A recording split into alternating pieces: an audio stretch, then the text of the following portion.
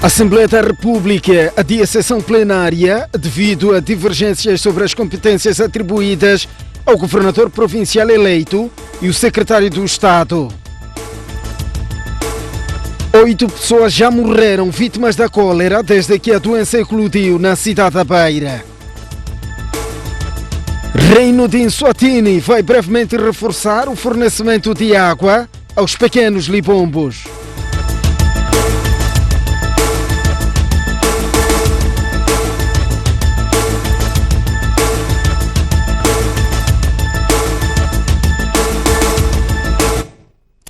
Muito boa noite e este é o jornal. O processo que investiga a morte do antigo edil de Nampula, Mahmuda Mourane, vai em instrução contraditória no dia 24 deste mês, depois de ter sido remetido ao tribunal pelo Ministério Público. Com exclusividade, a STV revela os detalhes dos elementos de prova que a Procuradoria apresenta contra os 2 arguidos do caso.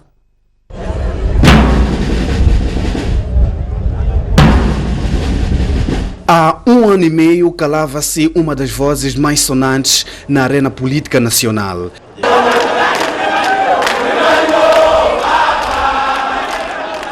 Mahmuda Mourane dirigia o município de Nampula quando, a 4 de outubro de 2017, foi assassinado de frente da sua residência pessoal na periferia da cidade.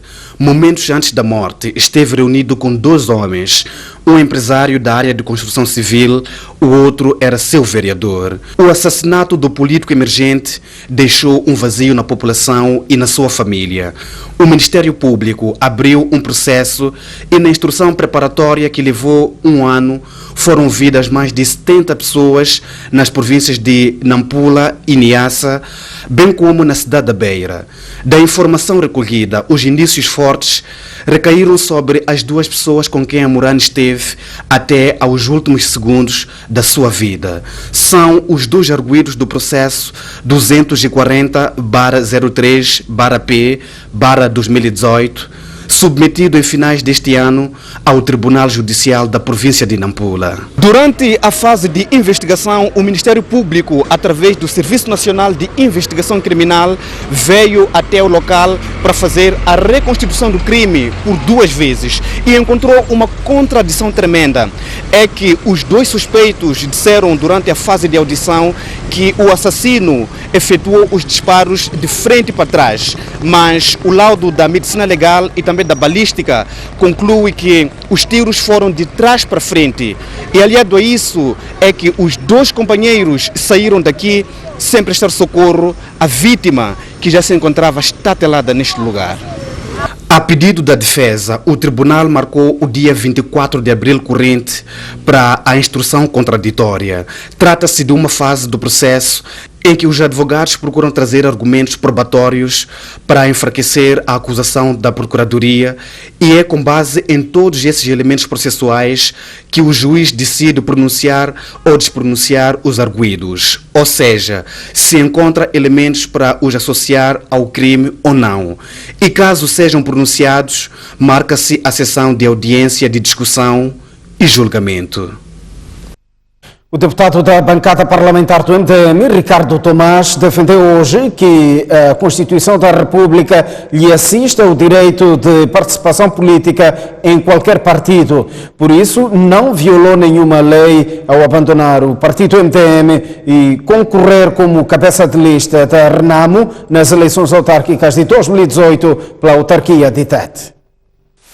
A bancada do MDM submeteu à primeira comissão da Assembleia da República um pedido de perda de mandato de Ricardo Tomás, por supostamente estar filiado à Renamo. A saída da audição, que decorreu à porta fechada na primeira comissão da Assembleia da República, Ricardo Tomás disse que neste momento é partidário e desafiou o MDM e a primeira comissão a provarem que ele violou a lei ao encabeçar a lista da Renamo nas últimas eleições autárquicas. Eles acham que é um direito deles. De hoje em diante. Escreveram. E agora vamos, por via das leis, ver aquilo que eles escreveram tem ou não tem fundamentos.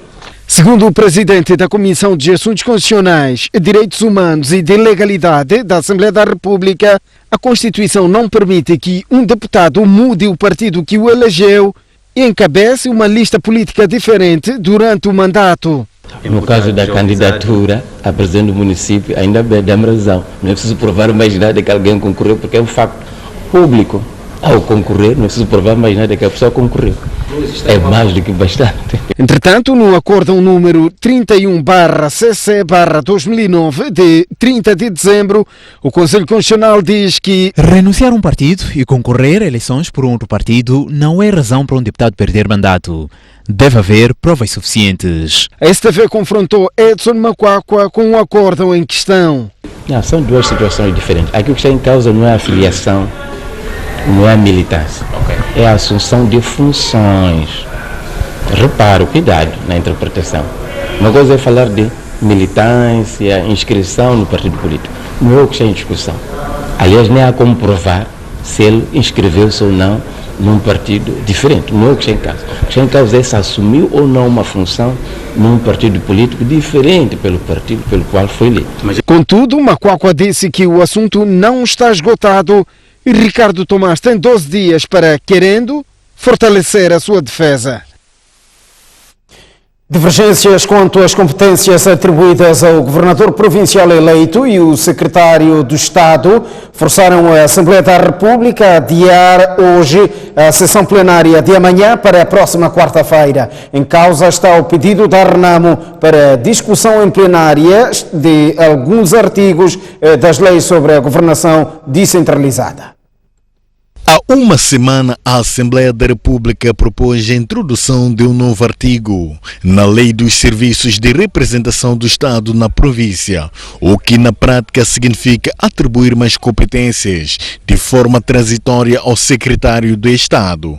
O artigo proposto diz, e passamos a citar: as atribuições e competências do governador provincial previstas na Lei dos órgãos locais do Estado são transitoriamente exercidas pelo secretário de Estado na província até a realização das eleições das Assembleias Distritais. Fim da citação. Ao aprovar a introdução deste artigo, estar-se-ia, segundo a bancada parlamentar da Renamo, a violar o artigo 276 da Constituição da República, que consagra as atribuições da governação descentralizada. Por exemplo, o artigo número 1 diz que a governação descentralizada exerce funções em áreas como: a linha G, saúde no âmbito de cuidados primários; H, educação no ensino primário, do ensino geral e de formação técnico-profissional básica; R, desenvolvimento rural e comunitário. Enquanto que ao secretário de Estado lhe compete exercer na província funções de soberania e exclusivas do Estado.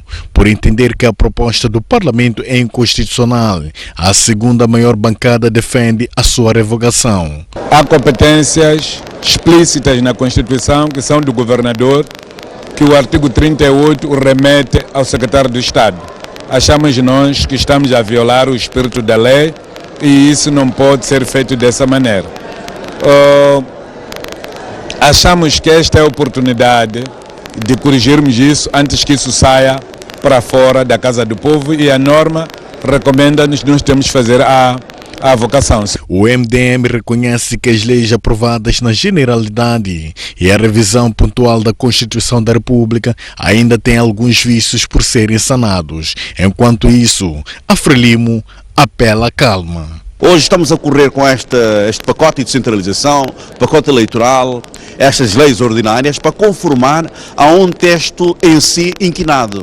A Constituição da República, o texto que foi alterado no ano passado, que foi revisto, apresenta graves problemas. Por isso, hoje há gente que defende que o mais rápido possível, depois do processo eleitoral, é preciso que num ambiente sereno, de muita calma, sem corrida, temos de rever a Constituição de forma global. Devemos, com toda calma e ponderação, admitir que as bancadas possam analisar os instrumentos e trazermos a esta casa de forma consensual. Portanto, vamos esperar que assim seja.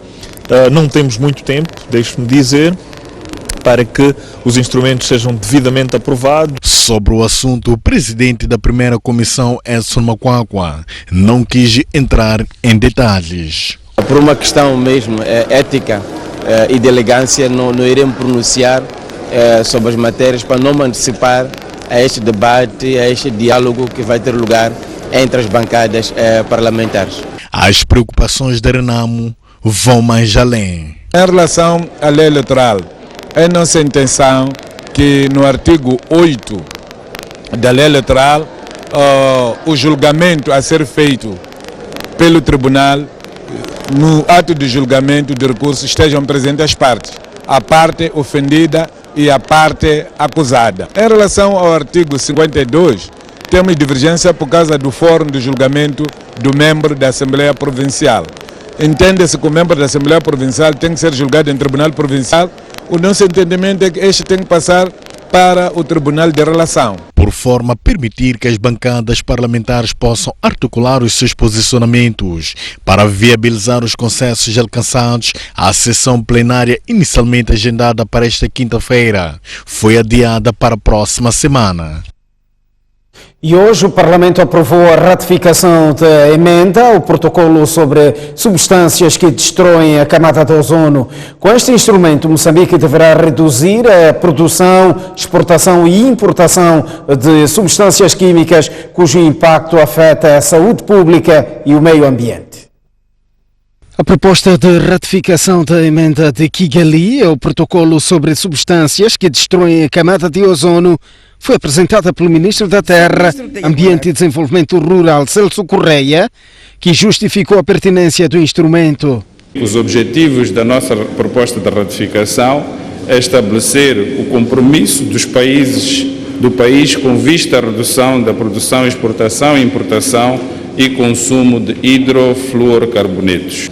Queremos ainda prevenir as emissões de gases de efeito estufa à atmosfera, fortalecendo a nossa contribuição ao combate das alterações climáticas para que se alcance os objetivos do Acordo de Paris sobre as mudanças climáticas, ratificado por esta Casa, Magna Casa. A emenda ao protocolo sobre substâncias que destroem a camada de ozono devia ter sido ratificada até dezembro do ano passado. Os deputados das 3 bancadas do Parlamento entendem que o instrumento já era urgente. Ainda esta quarta-feira, a Assembleia da República ratificou por consenso a Convenção da União Africana sobre cibersegurança e proteção de dados pessoais. A Convenção cria mecanismos face aos perigos e riscos decorrentes da utilização de dados eletrónicos e de registros individuais com vista a respeitar a privacidade e as liberdades devido à crescente utilização e comunicação nos Estados membros da União Africana. A ratificação deste instrumento jurídico prevê também o reforço da cooperação entre os Estados que fazem parte da Convenção para a Proteção de Crimes Cometidos no Ciberespaço, ou seja, no espaço virtual baseado na internet. Mais uma pessoa morreu vítima de cólera na cidade da Beira, subindo assim para 8 óbitos desde que a doença eclodiu há 2 semanas, com registro de mais de 4.000 casos. Nas últimas 24 horas, registramos um total de 391 casos de cólera e com um óbito. Dizer que a cidade da Beira, com 251 casos entrados, com um óbito, este óbito que me referi aqui da cidade da Beira, Dondo, com 66 casos e 0 óbitos, Nhamatanda, 67 casos, 0 óbito, e Buze, 7 casos e 0 óbito. Mais uma vez, aproveitamos esta oportunidade para lançar o apelo que temos feito sempre às populações, para que as pessoas que têm sinais iniciais de diarreia e vômito, que deverão dirigir-se rapidamente às unidades sanitárias para receber o tratamento, porque se a pessoa chega cedo, a possibilidade de recuperação é maior. Esta campanha de vacinação foi realizada como uma medida complementar para o controle da cólera. Quero lembrar também que as medidas principais para o controle da cólera são aquelas relacionadas com água, saneamento, higiene e com o correto manejo de casos, no caso de evitar o número de mortos por cólera. Esta campanha decorreu aqui na província de Sofala, em Beira, Buzi, Dondo e Nhamatanda nos últimos 6 dias. E nós queríamos ter uma cobertura de 80% da nossa população-alvo, porque é isso que é necessário para fazer o bloqueio da transmissão da cólera. E quero com alguma alegria dizer que, devido principalmente à grande adesão das comunidades, nós logramos vacinar 803.125 indivíduos contra a cólera. Esses são os dados preliminares, o que quer dizer uma cobertura de 98,6% em relação à população-alvo que tínhamos planificado para esta campanha. Nós ainda temos cerca de 50.000 doses de vacina disponíveis após o término desta campanha e estamos neste momento a trabalhar para alocar estas 50.000 doses de vacinas a comunidades que vivem em zonas que são identificadas como sendo zonas de alto risco. Queríamos também aproveitar a oportunidade para falar sobre a malária, dizer que a malária até hoje estamos num cumulativo de cerca de 8.250 casos de malária na província de Sofala. Dizer que em termos de mortalidade, nós estamos na mortalidade. Então, este é o segundo desafio que o setor tem neste momento, de continuar a fazer todo aquele trabalho que já iniciamos do controle do vetor ao nível das populações e também aquilo que estamos a fazer no terreno, que já iniciamos com a distribuição massiva de redes mosquiteiras. As vítimas dos efeitos combinados do ciclone Idai e inundações nos distritos do Xinde e Maganja da Costa, na província da Zambésia, clamam por melhores condições de habitabilidade nos centros de acomodação e exigem do governo condições básicas para retornarem às suas zonas de origem. Centenas de vítimas de ciclone Idai e inundações que foram afetadas por estes fenómenos nos distritos de Xinde e Maganja da Costa, província da Zambésia, clamam por melhores condições nos centros de acomodação. São afetados que perderam todos os seus bens, entre eles casas e alimentos, e vivem de forma desesperada e depositam toda a confiança no governo. Não, a vida daqui sempre está muito difícil. Por causa de dormir, onde nós dormimos, 10 famílias junto com crianças mijam, cagam, ainda não temos como, e dormimos em cima da lona, e já tem pulga e também embaixo da lona já está a sair uns bichinhos já que ficam, parece que depois quando apodrece, aquele bichinho ainda nos morder de noite, e ainda não recebemos kit, mosquito e também temos mosquito, e com o rede que nós recebemos foi cada família um rede, e como podemos já esticar aqui na estenda. Deram um saco, esse saco disseram que até 2 semanas a comer, depois acaba desse, havemos de vir. Mas cada pessoa tem 10 filhos, cada pessoa tem 3 filhos, cada pessoa tem 10 filhos, 5 filhos. Mas com essa forma, nós estamos a sofrer nosso filho. Assim estou a chorar, toda a roupa já foi com água. Mas assim estamos a chorar dentro do governo, meu filho. Não tenho mandioca, não tem, milho não tem. Arroz não tem, feijão não tem, só ficar só, chorar só. Estes afetados foram a nossa reportagem nesta terça-feira, a quando de uma visita efetuada pela diretora-geral do INGC aos locais de acomodação, uma visita que tinha em vista monitorar os desenvolvimentos pós-ciclone Idai e, sobretudo, os mecanismos de reassentamento da população. Augusta Maíta disse que está ciente da situação que as vítimas estão a passar e que, como solução imediata, o governo vai disponibilizar kits de abrigo e, numa primeira fase, alimentos básicos para 2 semanas. Que inclui aquela lona para ir montar ali a casa, inclui outros materiais, mais um kit alimentar, e também vamos incorporar esta coisa da semente que é para as pessoas poderem começar a produzir. Mas isso vai ser numa fase seguinte. Nesta fase, aquilo que vamos fazer é fazer chegar estes kits de abrigo, pelo menos para irem tendo estes material, katana, enxada, estas coisas, para permitir, enquanto não chegam essas coisas, vão ficando no vosso terreno, vão fazendo a vossa produção. Isso é uma coisa que vamos poder resolver agora. Mas a fase seguinte, essa de reconstrução, vai levar mais algum tempo, porque precisamos de arranjar dinheiro.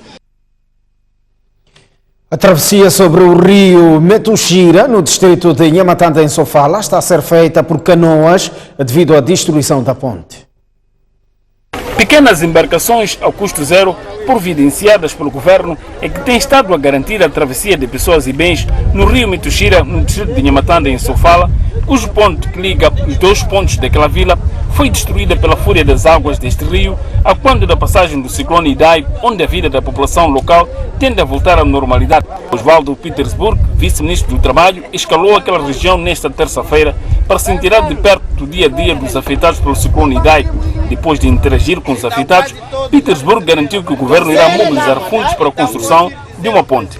Aquilo que vimos ali no mercado, conversamos com as pessoas, a vida está a voltar à normalidade. É verdade que houve uma fúria das águas, mas as pessoas estão a vender o seu peixe, estão a vender o seu milho, estão a vender cimento, estão a vender feijão, entre outros produtos. E tem pessoas também que vão comprar. Ou seja, as trocas comerciais estão a acontecer e há pessoas a regressarem para as suas machambas. É um desafio para o governo. Vamos rapidamente no programa de reconstrução encontrar formas de repor esta ponte ou construir uma nova ponte e poder ajudar esta população. É verdade que é um desafio também do ponto de vista de ajuda humanitária para este lado, mas não temos nenhum centro de acomodação.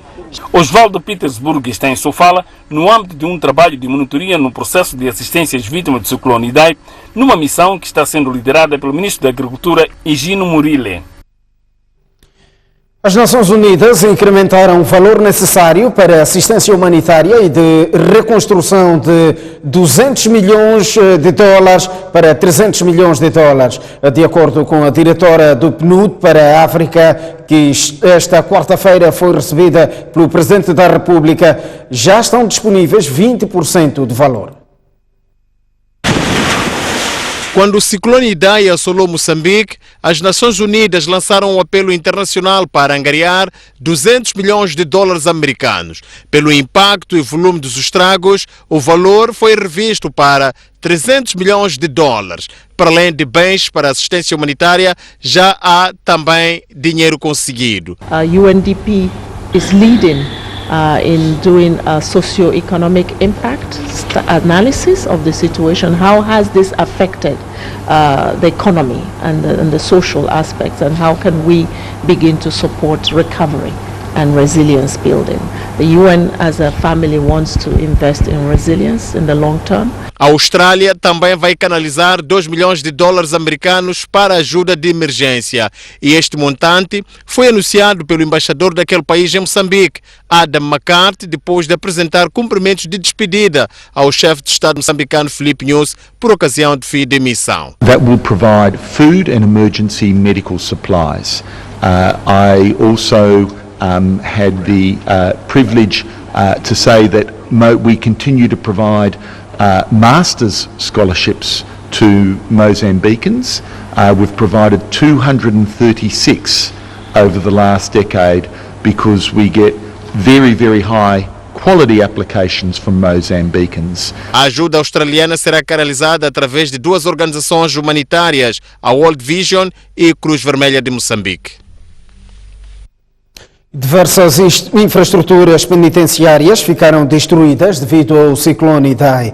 O serviço penitenciário registrou 12 casos de diarreia entre os prisioneiros. Vamos a esta altura olhar para outras notícias. A situação de abastecimento de água nas cidades de Maputo, Matola e Boane poderá ser normalizada nas próximas semanas. A garantia é do Ministro das Obras Públicas, Habitação e Recursos Hídricos, que disse estarem já em curso ações visando o incremento de fornecimento de água à barragem dos Pequenos Libombos por parte do Reino de Eswatini.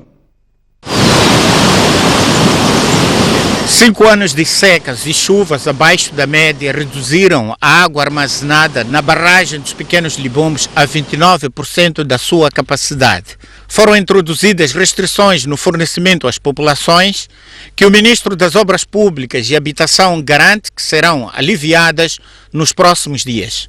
É que já estão em curso no terreno ações visando operacionalizar o acordo para o aumento da água fornecida por Eswatini a Moçambique, assinado pelos respectivos chefes do Estado. Os colegas da Eswatini irão avaliar junto dos consumidores da água, qual é o caudal que deve ser, portanto, disponibilizado a mais para o nosso país. E esse trabalho está a ser feito e acreditamos que até o final desta semana eles irão terminar com este levantamento para que na próxima semana as equipas técnicas moçambicanas e do Eswatini possam reunir para então operacionalizar esta decisão. Ainda assim, João Machatini diz que mesmo que a situação volte à normalidade, os moçambicanos jamais devem abandonar as lições aprendidas com as restrições. Esta negociação que estamos a encetar com o país vizinho, acreditamos que a situação poderá normalizar-se e bons dias teremos. Mas queria aproveitar esta oportunidade para dizer que, por mais que consigamos atingir as metas desejáveis, é importante que as populações continuem com esta cultura de racionalizar o consumo de água. Atualmente estão armazenados 113 milhões de metros cúbicos de água nos pequenos libombos. A capacidade de armazenamento da barragem é de cerca de 400 milhões de metros cúbicos. 9 pessoas já morreram vítimas de ataques de crocodilos ao longo das margens do rio Licungo, em Mucuba. No início deste ano, as autoridades abateram um réptil que se supõe que seja o mesmo que dizimava as vidas humanas. O rio Licungo virou um verdadeiro corredor de morte. Só este ano, 11 pessoas, todas elas mulheres, foram mortas por um crocodilo. Sucede que homens, mulheres e crianças recorrem às margens deste rio para lavar roupa e tomar banho. Na sequência, o crocodilo se aproveita deste facto e faz suas vítimas. Quando a corrente é muito forte, o crocodilo não consegue ficar aqui e arranja um outro sítio para ficar. Mas crocodilos tem, e tem muitos. Continuamos a dizer que eles devem estar fora dos rios, mas a situação é essa mesma. Como a água está aqui perto, eles querem ficar no pé de água. Todos esses que estão aqui já têm talhões na zona de reassentamento. Já foram dadas tendas nos anos passados. E eles deixam e voltam aqui para o rio. O edil do Conselho Autárquico de Mucuba, Geraldo Sotomane, diz que as autoridades estão atentas sobre o facto para que não ocorram mais vítimas mortais por crocodilo. Fala-se de 11 e todas foram senhoras, 11 pessoas, 11 óbitos por crocodilo, e foram senhoras. E este crocodilo, o que foi feito a seguir? Depois foi morto, pensamos que é aquele, não é? Foi encontrado um único crocodilo e depois foi morto o crocodilo. E neste momento há mais crocodilo aqui nessas águas a fazerem, portanto, suas incursões, vítimas, ou o assunto parou? Não, parou por causa da corrente de água. Quando a corrente é muito forte, o crocodilo não consegue ficar aqui e arranja um outro sítio para ficar. Mas crocodilos tem, e tem muitos. Neste momento, a situação está calma. Desde que foi abatido um crocodilo no início deste ano, de lá esta parte, não há registro de situações anómalas. Afinal, são 11 vítimas mortais de ataques crocodilos e não de ataques de crocodilos e não 9, como erradamente havíamos dito. Vamos sair a esta altura para uma curta pausa. Voltamos dentro de instantes.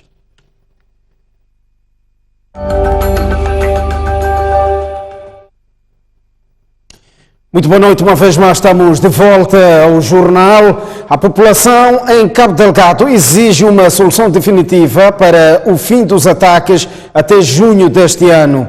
Os ataques aterrorizam a população desde finais de 2017.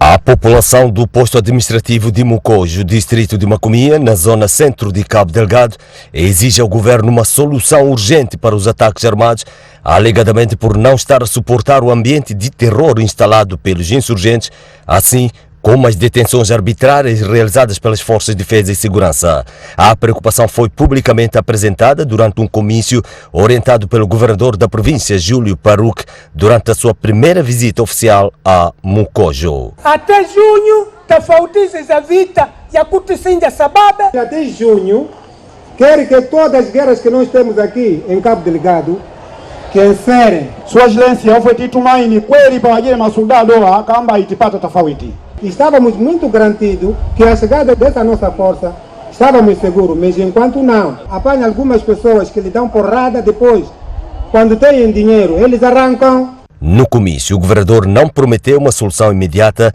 no entanto, garantiu continuar a proteger a população.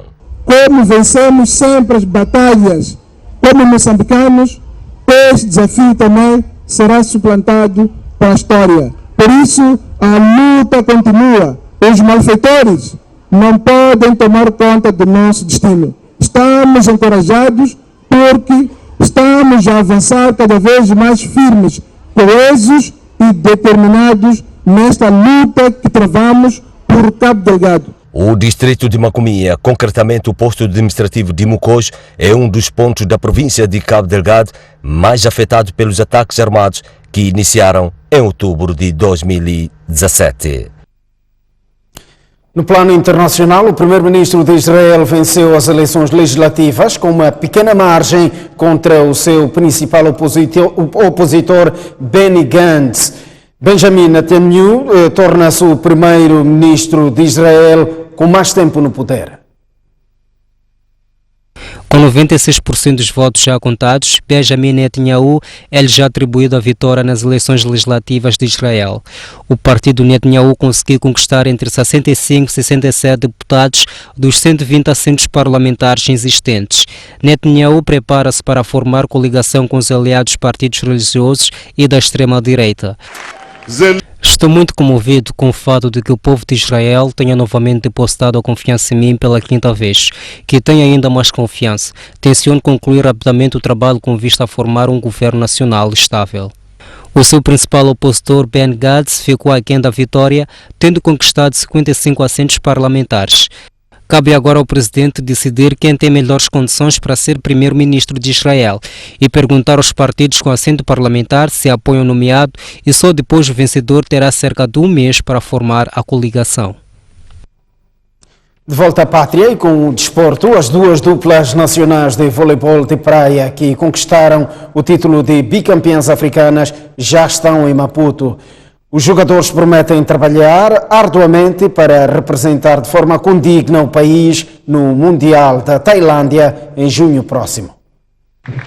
Foi num ambiente de festa, com presença de familiares, amigos, dirigentes desportivos e a Onda Vermelha que Leocádia, Mércia, Jorge e José regressaram ao país, empunhando medalhas e taças de campeões africanos de voleibol de praia. Aliás, bicampeões africanos, já que renovaram os títulos conquistados ano passado no escalão de sub-21. Os atletas assumem as dificuldades que encontraram neste africano, mas garantem que tudo se tornou fácil ao longo da prova, para que o duplo sonho se concretizasse: a conquista do título e a qualificação mundial da modalidade. Já conhecemos algumas equipes, mas tínhamos que entrar o mais humilde possível. Foi o que nos fez campeã africanas. Não é fácil estar a representar muita gente e dizer que enfim conseguimos o que era o nosso objetivo lá. Isso mostra que não paramos de treinar e que estamos a trazer bons resultados. Já com a qualificação assegurada ao Mundial, há que trabalhar arduamente para representar da melhor forma o país e o continente no geral. No Campeonato Mundial, como somos campeões da África, a principal ideia ou a principal conquista será passarmos da fase de grupos. Sabemos que não será fácil, como foi teoricamente aqui em África. O Campeonato do Mundo envolve muitos países mais rodados do que nós, mas estamos a trabalhar com o objetivo de representar condignamente o nosso país.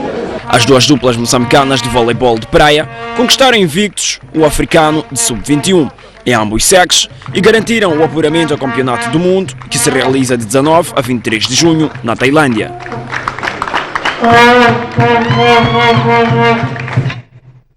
O diretor nacional dos desportos, Francisco da Conceição, garante que o governo vai fazer tudo para que a preparação e a participação das duplas nacionais de voleibol de praia no Mundial da Tailândia sejam um sucesso. Os atletas conquistaram um campeonato da África, o bicampeonato, diga-se, e dentro do regulamento de premiação desportiva, naturalmente que serão contemplados por aquilo que eles conseguiram por mérito próprio. Quero lembrar que a partir de agora a responsabilidade por este sucesso não é somente da Federação de Vôlei, não é somente do governo, não é somente dos treinadores, é uma responsabilidade do Estado, é uma responsabilidade de toda a nossa sociedade, uma vez que estes vão representar Moçambique no Campeonato do Mundo e vão representar o continente africano no Campeonato do Mundo. Conseguimos mostrar à África toda o trabalho que estamos a fazer, o nosso poderio, e daí o mérito de termos conseguido este bicampeonato africano. Hoje estamos de alegria, estamos satisfeitos. Dedicamos esta vitória fundamentalmente aos moçambicanos que sofreram o ciclone Idai no centro de Moçambique. Eles mereciam e precisavam de uma alegria como esta para que pudessem ter um pouco de alento. Se conseguirmos condições para materializar o plano completo, iremos fazê-lo. Senão, continuaremos a trabalhar aqui como estamos e lutar a chegar o mais alto possível a nível do mundo. Acreditando naquilo que nós dizíamos do DDR, disciplina, disponibilidade para trabalhar e rendimento. É o que está a acontecer. Os atletas estão-se a dedicar, os técnicos estão-se a dedicar, à Federação, todos nós, por um objetivo comum de vencermos o que aconteceu agora.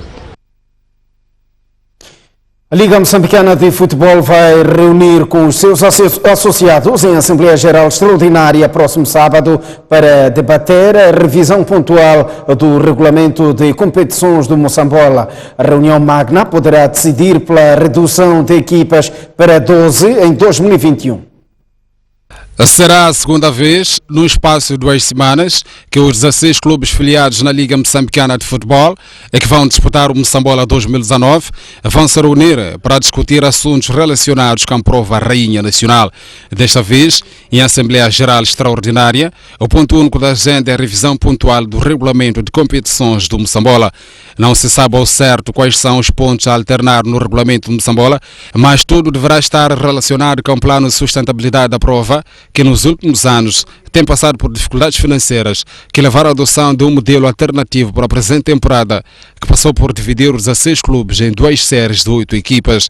Nesse plano de sustentabilidade sugerido ano passado pelo Presidente da República, a Liga Moçambicana de Futebol prevê implementar a redução do número de participantes para que a prova seja viável financeiramente. Assim, no período que vai de 2019 a 2020, a Liga Moçambicana de Futebol prevê a redução gradual de 4 clubes, passando para 14 em 2020 e em 2021 passando por um Moçambola com 12 clubes. Ou seja, na presente edição poderão descer 5 equipas contra as 3 que habitualmente descem, devendo subir os campeões regionais da divisão de honra, totalizando 14 equipas em 2020, e nesse mesmo ano desceriam mais 5 equipas para permitir que o Moçambola 2019 tenha 12 equipas. Para já, o Moçambola 2019 será disputado num sistema de 2 séries, nomeadamente a Série Sul, que integra as equipas de Machaquene, a Desportivo, Costa do Sol, Ferroviário e Liga Desportiva, ambos de Maputo, Incomate de Slavane, Clube de Esboto e NH de Vilanculo, e Série Centro e Norte, composta pela União Desportiva de Songo, Teste África de Chimoio, Ferroviário da Beira, Teste de Pungue, Ferroviário de Ampula, Ferroviário de Nacala, Desportivo de Nacala e Bahia de Pemba. O próximo bloco do Jornal da Noite está reservado à análise dos principais factos que dominam a semana, numa apresentação do jornalista STV Boaventura Bartolomeu Mucipo. Saímos a esta altura para uma curta pausa, mas antes o estado de tempo para as principais cidades moçambicanas. A cidade de Maputo irá registrar uma máxima de 30 graus e uma mínima de 28 graus de máxima para Xai-Xai e 22 de mínima, 30 graus de máxima em Inhambane e 23 de mínima. No centro do país teremos uma máxima em Tete de 33 graus e uma mínima de 23, 27 graus de máxima no Chimoio e 18 de mínima, Beira 29 graus de máxima e 24 de mínima, Climane terá uma máxima de 32 graus e uma mínima de 23. Já no norte do país, 23 graus de máxima para Lixinga e 17 de mínima, 31 graus de máxima para Pemba e 22 de mínima, 32 graus de máxima em Nampula e 22 de mínima. Até a próxima.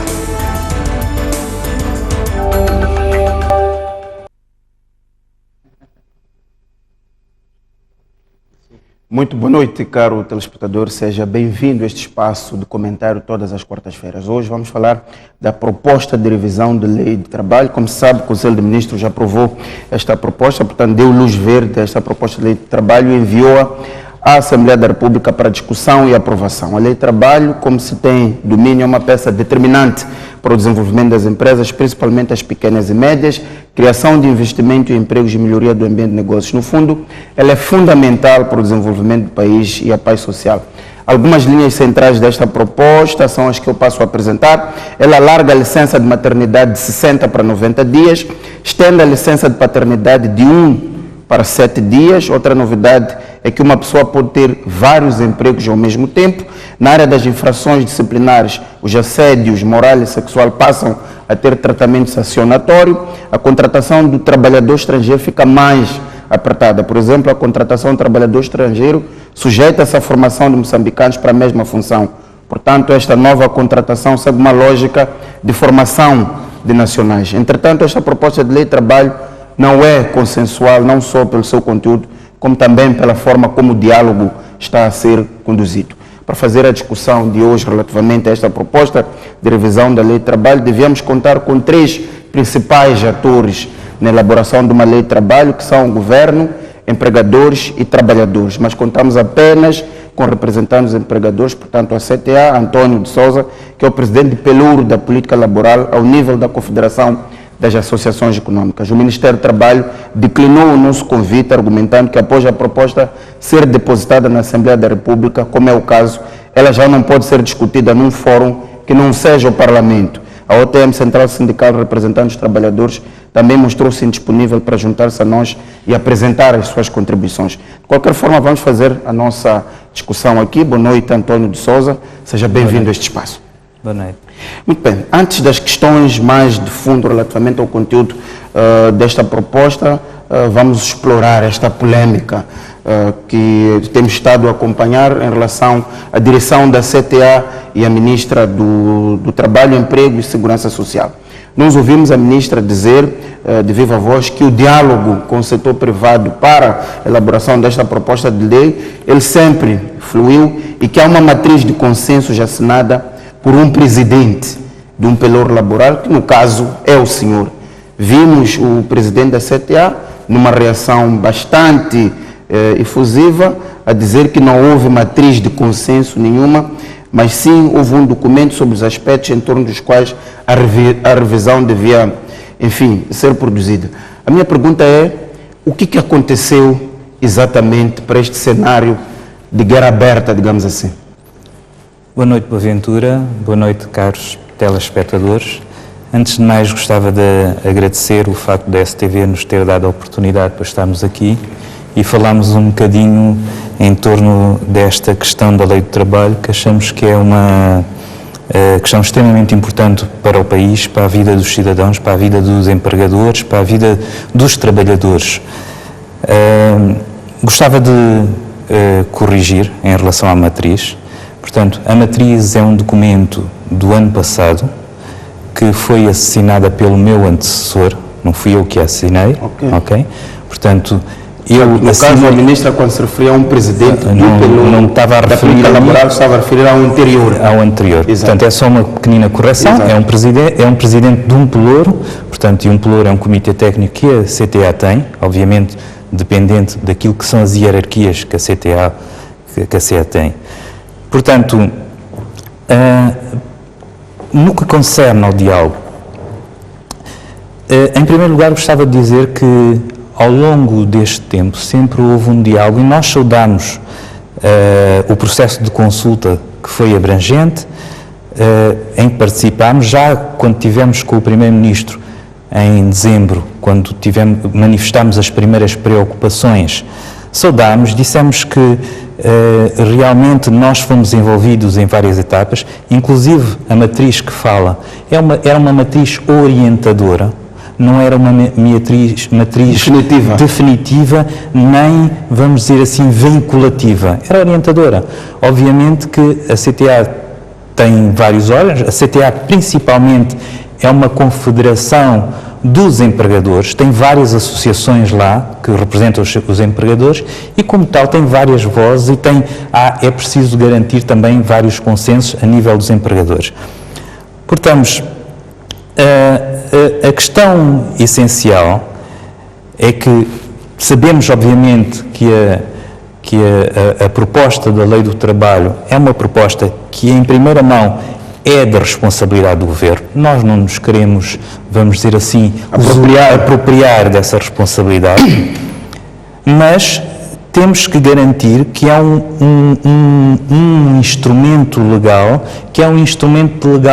que dá conforto a todas as partes. Portanto, relativamente à matriz, só para passarmos esse capítulo, ela foi assinada, mas não era um documento vinculativo. Correto. Portanto, com base naquela assinatura, não se podia levar este documento à Assembleia da República para discussão e aprovação. Correto. É isso que está a dizer. Estou a dizer. Portanto, faltou ao Ministério do Trabalho apresentar o documento definitivo para a CTA validar e, a partir daí, avançar para a Assembleia da República. É isso que está a dizer. Eu penso que temos que clarificar aqui algumas coisas. Vamos a isso.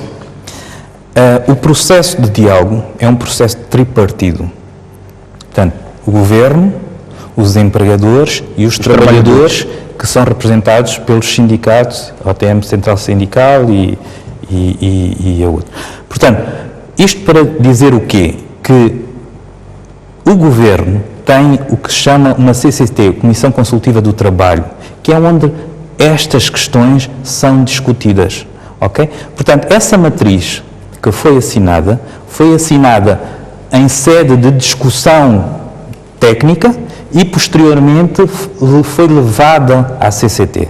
Nessa CCT, a CTA participa? Nessa CCT, a CTA participa como representante dos trabalhadores, tem o seu lugar, tem a sua voz, tem o seu papel. E aí foram expressas as preocupações todas que nós tínhamos, as questões todas que deviam ser consideradas. Obviamente que algumas passaram, outras não passaram, naquilo que foi aquele grupo de trabalho.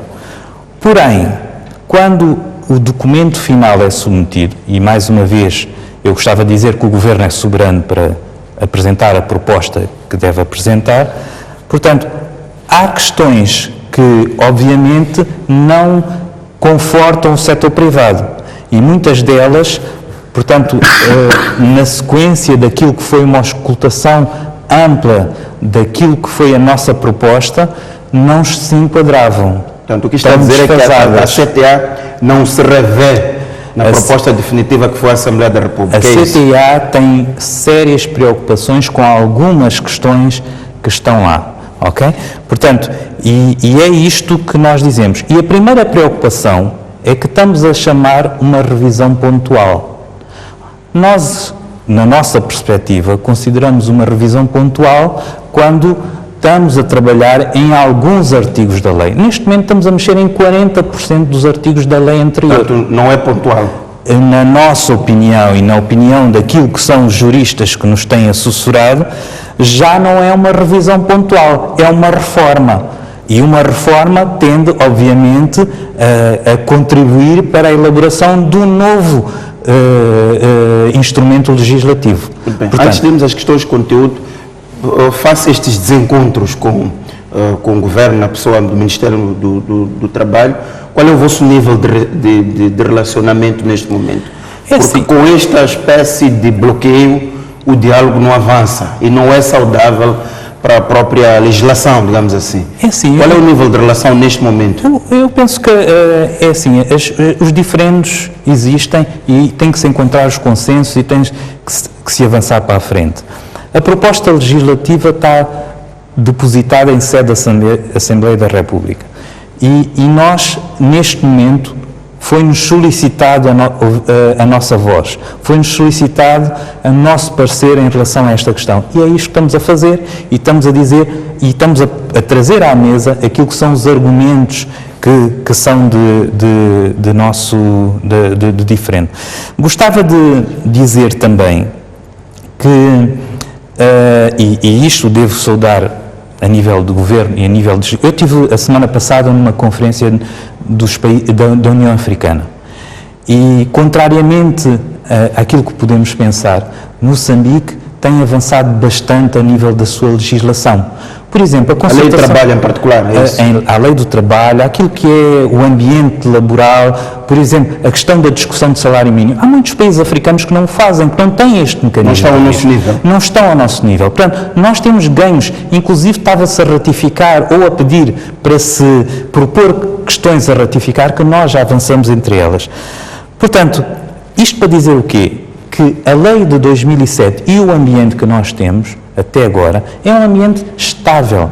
Nós, neste momento, garantimos que quase zero a nível de greves e a nível de situações de convulsão laboral por causa dos regimes que temos. Por causa da legislação que cria não é só legislação, harmonia e paz social no país. Não é só legislação, mas é também todo o sistema que existe, a concertação social, etc. Portanto, eu penso que este diferendo que nós temos neste momento vai ser ultrapassado. Temos é que encontrar a plataforma correta para ultrapassar. Exato.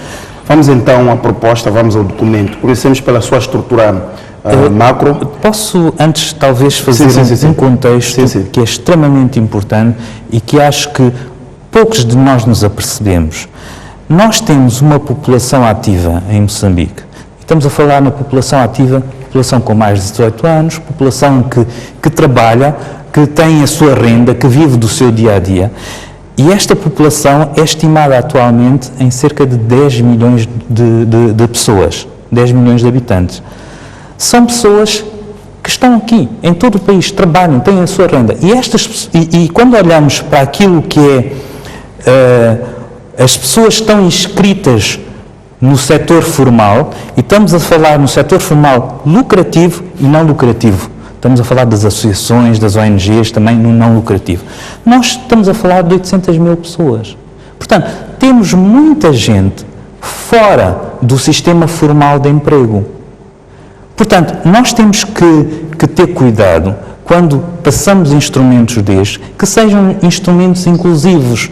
Portanto, acha que esta proposta de lei ela não permite absorver esta gente toda, esta população economicamente ativa que está fora do setor formal, é isso que está a dizer? Esta proposta de lei vai trazer alguns obstáculos e vai criar mais receio a nível dos empregadores para que se possa trazer mais gente para o setor formal. Quais são os obstáculos que esta legislação vai criar? E só antes de entrar neste contexto, eu gostava de dizer que os empregadores formais são os únicos que podem trazer mais população para o setor formal do emprego. E esta população, por exemplo, se considerarmos que temos só entre 10 milhões, só 800 mil trabalhadores formais, portanto, tudo o resto é trabalhador que está cá, que não contribui, etc. Imaginemos que cada um destes trabalhadores que não está no setor formal contribuísse com $1 para aquilo que é o orçamento do Estado, para os impostos, etc. Para além das questões que estes trabalhadores não são abrangidos por sistemas de segurança social, não são abrangidos por nada. E nesse contexto, qual é a vossa proposta? É criar uma legislação mais flexível para permitir que essas pessoas possam entrar no sistema, é isso? A nossa proposta, desde sempre, o que defendemos nos vários órgãos, inclusive na última CCT, é que queremos um regime laboral prático, equilibrado, eficaz e ajustado à realidade atual e às necessidades do setor privado. Portanto, este é o objetivo. Portanto, o quadro legal tem de ser também ajustado àquilo que são as práticas internacionais. Portanto, a nossa lei do trabalho é de 2007, houve muita coisa que evoluiu de lá para cá e tem que garantir o desenvolvimento económico e, principalmente, tem de se ajustar também à realidade do país. Muito bem. A CTA, depois de receber esta proposta, fez um parecer de 80 páginas. Eu tiro aqui uma frase vossa. Dizem que esta proposta de lei de trabalho, se for aprovada, ela não será flexível. E passo aqui a ler ipsis verbis o que vem escrito no documento. A experiência mostra que a proteção excessiva dos trabalhadores não tem sido benéfica para o alcance dos objetivos dos empregadores e da nação na contribuição para o aumento de produtividade. Estão a dizer que essa proposta, pelo menos da forma como ela está configurada, ela é demasiadamente, ou conforme vem escrito aqui, é excessivamente protecionista. É isso Claro. que querem dizer. Como é que se faz uma lei não protecionista? Qual é o ponto de equilíbrio para o empregador, para o trabalhador e também para o governo, que são os três atores da CCT? Eu penso que isto vai obrigar a muita concertação e vai obrigar principalmente a termos um ideal comum. E este ideal comum é: vamos aumentar o trabalho formal. Este é o ideal. Portanto, e com isto, temos que ter um instrumento que garanta a quem é o parceiro para aumentar o trabalho formal, que seja um parceiro que se sinta confortável. E, obviamente, o que acabou de ler espelha algumas preocupações que nós estamos a transmitir antecipadamente. Muito bem, vamos entrar aqui em alguns aspectos desta proposta. Vamos começar com o primeiro ponto, que é a licença por maternidade e também paternidade. Percebemos aqui que as mulheres grávidas após o parto passam a ter, ao invés de 60 a 90 dias, os homens passam a ter de 1 a 7 dias.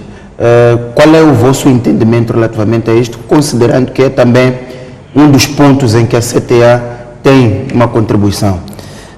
É assim, nós entendemos que há convenções assinadas a nível do governo sob o ponto de vista de normalizar aquilo que é a licença de maternidade e levá-la, portanto, a 90 dias.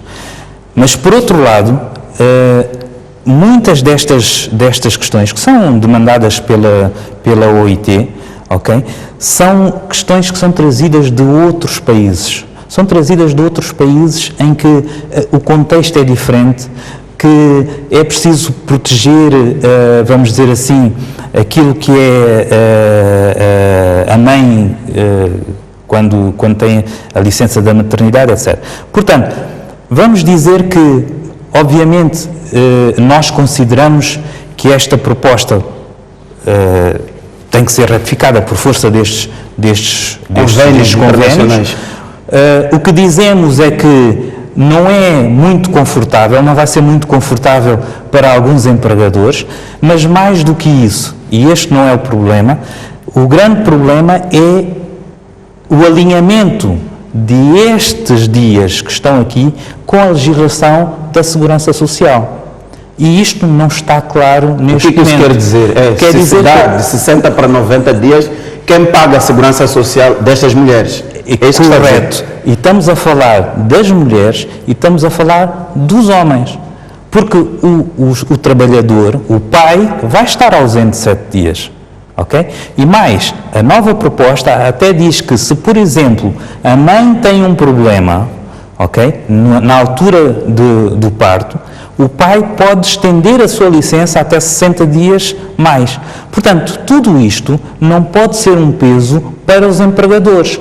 Tem que estar claro, nós temos que ajustar os regulamentos da Segurança Social de forma a ficarem alinhados com estas preocupações e esta questão. Portanto, isto tudo, no âmbito desta legislação, e isto é uma das questões que nós defendemos, é que uma revisão de 40% da legislação tem que ser uma revisão pontual. Não é uma revisão pontual e tem que ser vista também com a legislação complementar. Não pode ser vista com ela, somente ela. Portanto, quando fala de legislação complementar, está a falar de incluir a legislação relativamente ao INSS. Sim. Por exemplo, ainda no campo das ausências, é previsto que um pai ou uma mãe possa se ausentar, o que já está hoje previsto na nossa lei, com falta justificada de 10 dias a 30 dias por ano, para acompanhar a criança ao médico, à escola, tratar assuntos, etc. Tudo bem, nós não temos problemas, mas quem paga isto? É uma falta justificada com direito a pagamento do dia laboral, sem direito a pagamento? A lei está omissa. E portanto, estas coisas têm de estar claras. Os empregadores veem custos invisíveis dentro desta proposta. E as coisas têm de estar claras. Portanto, e se estes benefícios sociais o Estado e o Governo quer transmitir ao seu trabalhador, nós não temos grandes questões a nível do apoio, porque, apesar que vamos ficar penalizados, porque a pessoa não vai estar a trabalhar nesse dia. Mas, por outro lado, este custo não pode recair sobre nós. Portanto, e estas questões todas têm que estar devidamente claras e têm que estar devidamente tratadas a nível de... Há outros dois aspectos muito importantes quando se fala da lei de trabalho, que é a contratação e o despedimento. São as questões que as pessoas sentem e gostam sempre de ouvir o que se está a pensar relativamente a isso. Uma das colocações que a CTA faz no seu parecer relativamente a essa proposta de lei é que a contratação de trabalhadores ao abrigo de contratos a prazo deve merecer uma abordagem mais equilibrada para permitir que cada vez mais trabalhadores, em especial jovens recém-formados e trabalhadores numa situação de desemprego prolongado, possam aceder ao emprego facilmente. O que é que isto quer dizer? Quer dizer que no contexto desta proposta há situações difíceis para que este tipo de pessoas possam aceder ao emprego. É isso que quer dizer. Quer dizer que é preciso que neste capítulo haja maior flexibilidade para a contratação. Quer dizer que é correto, que deve haver maior flexibilidade para o regime de contratação e no que diz respeito àquilo que, vamos dizer assim, são os modelos de contrato que se podem aplicar. Por exemplo, uma das questões que desaparece a nível da lei anterior para esta lei nova é que as pequenas e médias empresas, no seu início de atividade, podiam ter contratos a prazo durante 10 anos. Isto agora vai ser reduzido para 8. Qual é a questão aqui de fundo? Exato.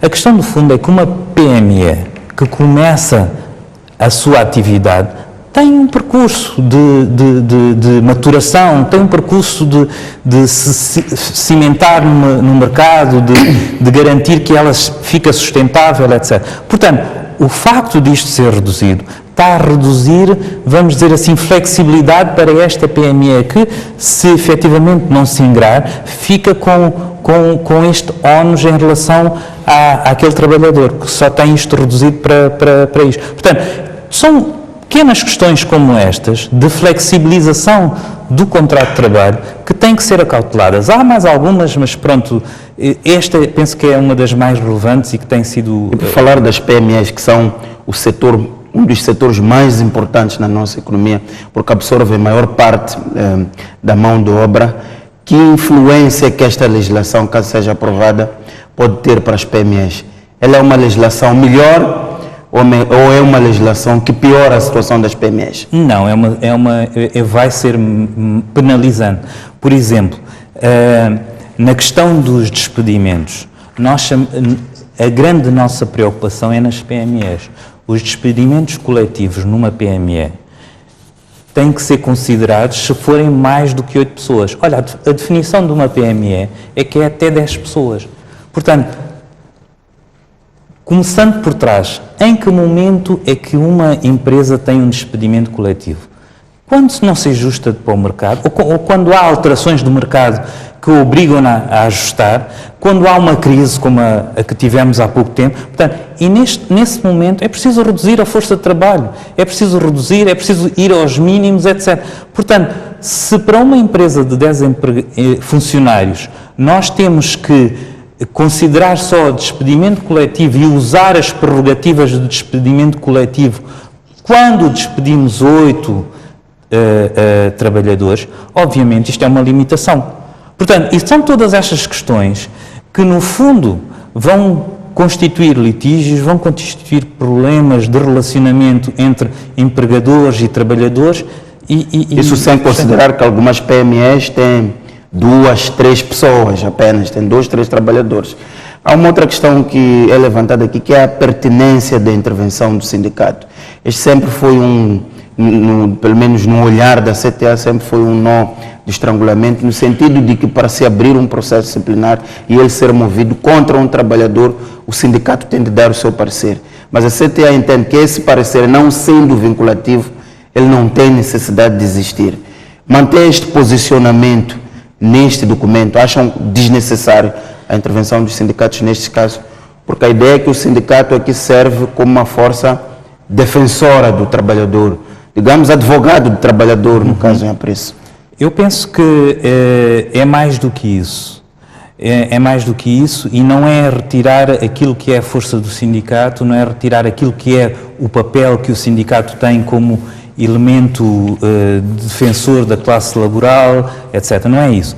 O que nós estamos aqui a dizer, e acho que isso aí deve ter sido posto, enquadrado naquilo que é a flexibilidade de despedimento por situações que se encontram de processos disciplinares, etc, etc. Portanto, obviamente que se nós temos um problema laboral com um funcionário e que está mais do que comprovado, ou porque aquele funcionário desviou, ou roubou, etc, etc.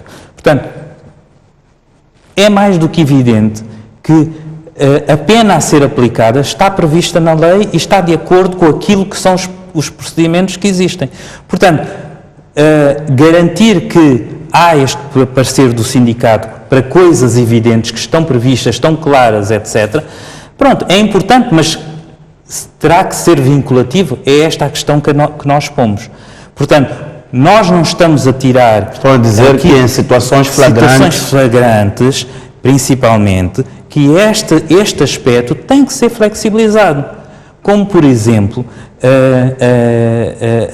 um novo instrumento previa que, se eu encontro uma situação flagrante, eu tenho que elaborar, correr os processos do auto em relação àquele trabalhador, com esse trabalhador dentro. Portanto, isto é complicado, porque este trabalhador, nesse momento, de uma ou de outra forma, perdeu a confiança da empresa e tem que ser suspenso, e a partir daí as coisas começam a andar e começam a ser tramitadas. Portanto, o que a CTA defende é que nessas circunstâncias o processo tem de ser rápido e flexível, e só assim é que vamos ter, portanto, flexibilidade, porque a empresa não tem que estar preocupada em tramitar processos laborais complexos e a pagar custos de defensor oficioso e advogados em relação a isso. Portanto, a empresa tem que se concentrar naquilo que é a sua atividade principal, em fazer negócio, em desenvolver o país, em fazer crescer a economia. É nisto que nós temos que estar concentrados,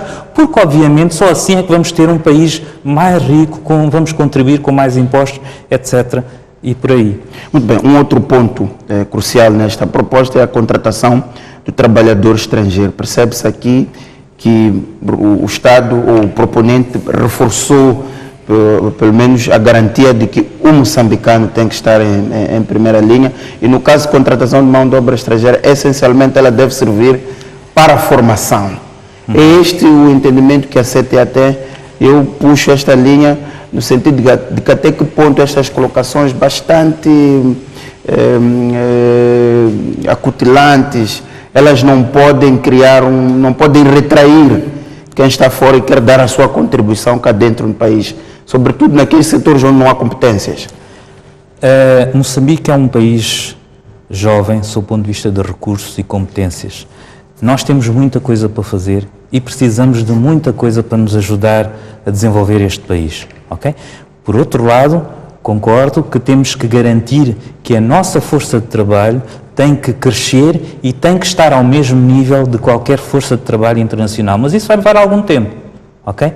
Agora, eu gostava de dizer que um estrangeiro que venha para Moçambique trabalhar traz sempre mais encargos para qualquer empresa.